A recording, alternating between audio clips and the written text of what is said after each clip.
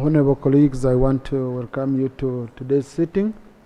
On Thursday, 1st August 2024, legislators moved a motion that commended President Yoweri Museveni for his stand on patriotism, Pan-Africanism, socio-economic transformation and democracy in a bid to ensure national development. Recognizing that His Excellency the President informed the nation that the country has entered the lower middle income status and is realizing socio-economic transformation and democracy as a result of the correct policy, philosophy, ideology, strategy, and the national resistance movement and assertion of patriotism and Pan-Africanism.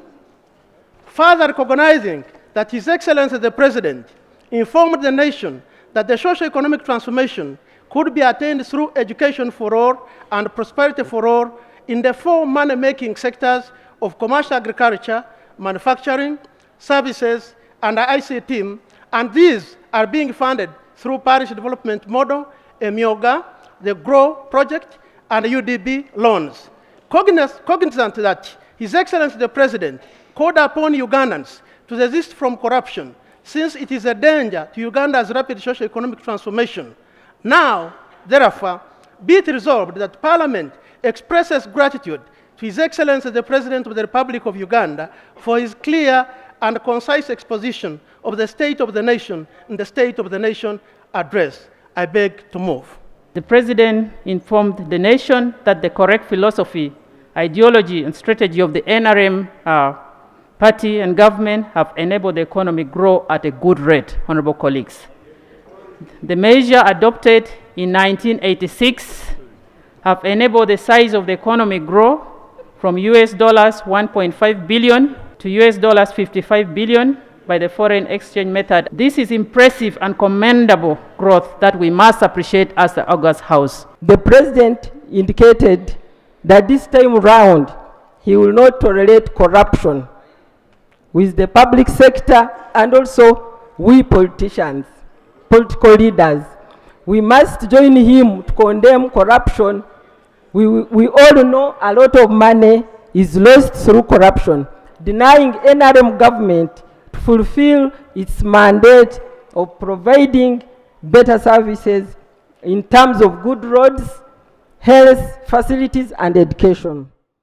During the sitting, the leader of the opposition, Honorable Joel Senyonyi, said the recent State of the Nation address presented an overly optimistic view while neglecting Uganda's pressing issues. Inadequate remedies against corruption, an enduring obstacle to our national progress, reflects a missed opportunity in the State of the Nation address. While anti-corruption efforts were referenced, mere rhetoric is insufficient. Concrete actions and innovative strategies are imperative to combat this entrenched issue. Without genuine dedication and transparent execution, phrases such as crushing the corrupt remain mere slogans, Right Honorable Speaker. Furthermore, the address failed to acknowledge the ongoing repression, censorship, and harassment faced by opposition members and civil society organizations. These infringements strike at the core of our democracy and demand immediate attention. Ignoring or downplaying these issues undermines the very foundation of our nation. To truly move forward, we must confront these issues head-on with a sense of urgency and steady commitment.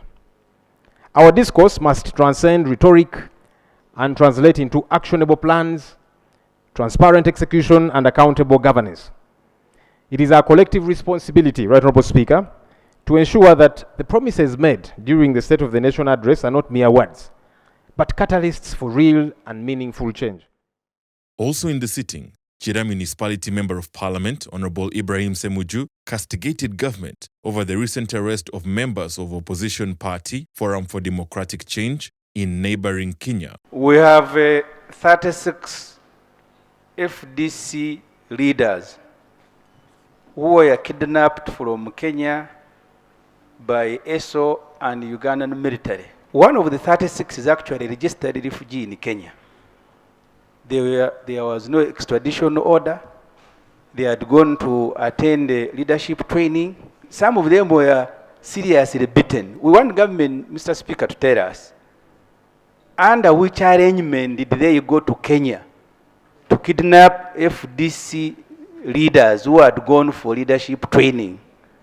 Why did they beat them? These people were charged, they are before court, and if there's any issues of them being beaten, wrongly arrested, can be raised in court at the appropriate time, and we have laws that deal with that. If in fact a person was tortured at the time of his arrest, that case would be dismissed. So that is a good defense you can put before the court. The Deputy Speaker, Thomas Tayebwa, directed the Ministry of Health to address the issue of intern doctors and present a statement to Parliament on interventions undertaken. I have received several complaints from medical intern students. This issue of their deployment, of their delayed deployment, it's a thorn. It's a thorn for us, and it's been happening year after year. What is the problem? Is it the issue of funding? Is it the issue of facilities? Is it, it's an issue we need to tackle. We need to come up, and we work together as a government, and we ensure it is sorted. And most of them, you remember, they lost a lot of time during COVID. The Minister for Health on Tuesday brings a statement about this issue. I forwarded to her some of the issues which they raised in their petition, so that we come here, we give it enough time, and we ensure it is sorted for once and for all. Government should also prioritize deployment of medical interns, right, Honorable Speaker? You did speak about that. Interns were protesting the other day. They are saying, we have studied for 5 years. Deploy us so that we can work. Is government listening? In the sitting, members of Parliament commended the outgoing World Health Organization Country Director, Dr. Yonas Woldemariam, for his role in the fight against the Covid-19 and Ebola epidemics.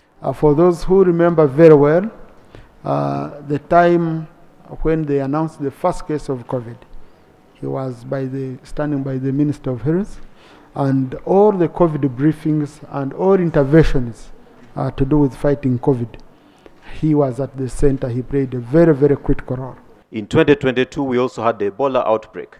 And I want to state that within 69 days, Uganda was able to contain the Ebola outbreak. And that was the first record set in the whole world in the containment of Ebola outbreak itself. Even in COVID-19, the Lancet declared Uganda as having the best emergency and pandemic response in containing the COVID-19 pandemic virus. So whereas we were on lockdown, he was able to lock down the virus. He came to the country in January 2018, and I was still then Minister of State in the health sector, and we worked closely together to ensure that we have in place a strong health system, but also ensuring that in looking at the health system, particularly the outbreaks, we strongly take the advice of WHO to improve on the laboratories.